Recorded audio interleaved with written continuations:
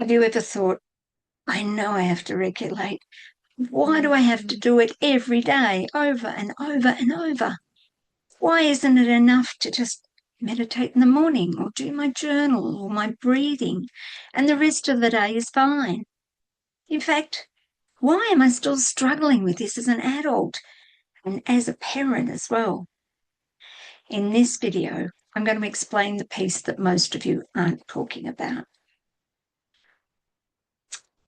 I hear from parents lots of times, I'm learning the breathing techniques, I'm doing the grounding, I'm even journaling every day. They're trying so hard to stay calm for their children. And yet, by lunchtime, they're triggered again. By school pickup, we're in overwhelm. And by bedtime, if they get that far, they're exhausted and reactive. And then, of course, there's that good old guilt that slides its way in just as you're crawling into bed and trying to be sleeping. Why can't I stay regulated? What's wrong with me? Did my parents not teach me properly? No, that's not how it is. Let's break it down. There is nothing wrong with you, and you're not doing it wrong. In fact, you're probably doing it really well. It's been working for you after all. Unknown mistake is knowing that there's a difference between regulating in the moment and long-term regulation. Regulation techniques work on your state. They calm your nervous system in the moment. They shift your breathing, yes, they lower cortisol. They bring your body back into a place where it feels safe, safety mode, so that we can continue on with what has to happen. But underneath that conscious state of yours, there's plenty going on that you're not aware of. There are underlying unconscious drivers, what I call aspects. These are locked in emotional time capsules from past experiences, and they're all accumulating collectively underneath everything that you have conscious. So, moments where you felt rejected, you felt unseen, you felt unsafe for whatever reason.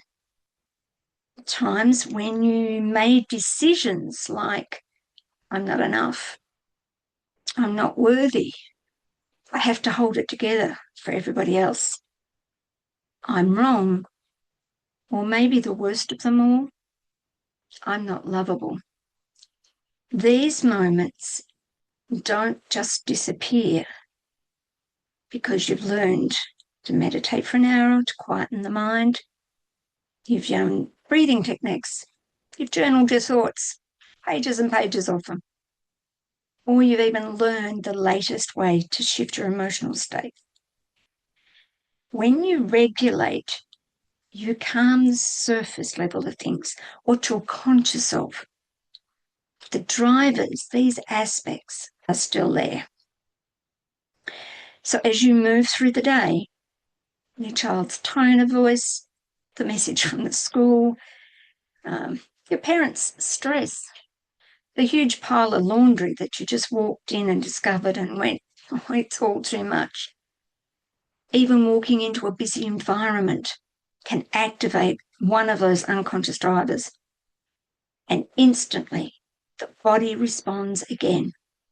And you're right back in that highly stimulated, overwhelmed, perhaps got brain fog or maybe an anxiety attack's hit.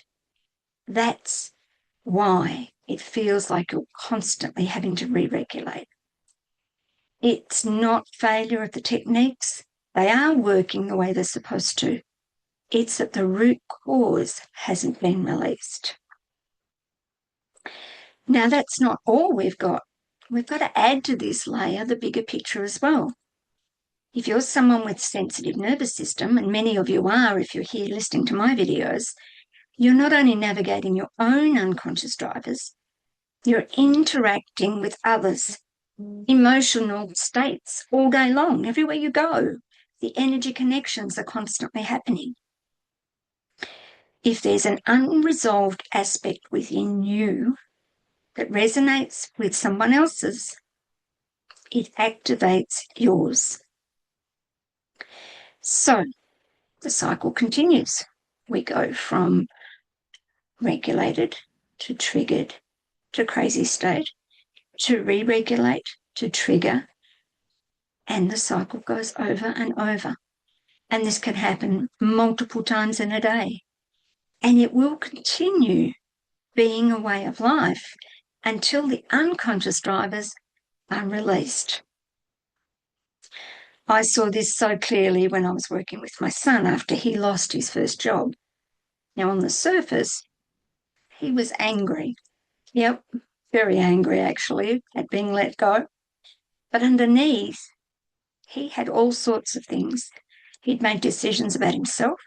He felt rejected. He was scared about what this meant for his future. And we could have gone down the track of, calm down.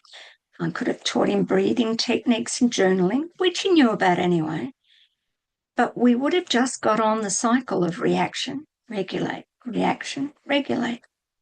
Because until we revealed and released what he had locked in during that experience, it just kept replaying in him. His moods, his reactions, in how he saw himself and what he believed was possible or not from then on. Once that underlying piece shifted, his state changed rapidly, and the change lasted. So what's the real answer? It's not about learning more regulating techniques, although you can certainly do that. The key is about releasing what keeps pulling you out of regulation ongoingly every day of your life. When those unconscious drivers are released, you don't get as activated as easily. Other people's stresses don't hook you in the same way. You stop unconsciously passing those reactive patterns to your children. Joy and love feel far more accessible again. Positive thoughts don't have to be forced. They can be found easily. Doesn't that sound wonderful?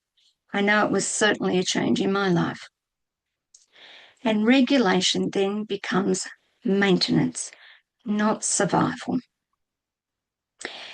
If this resonates with you, if you're tired of the cycle of constant re-regulating, I go much deeper into this inside my school community, Energy Wise Parenting Hub.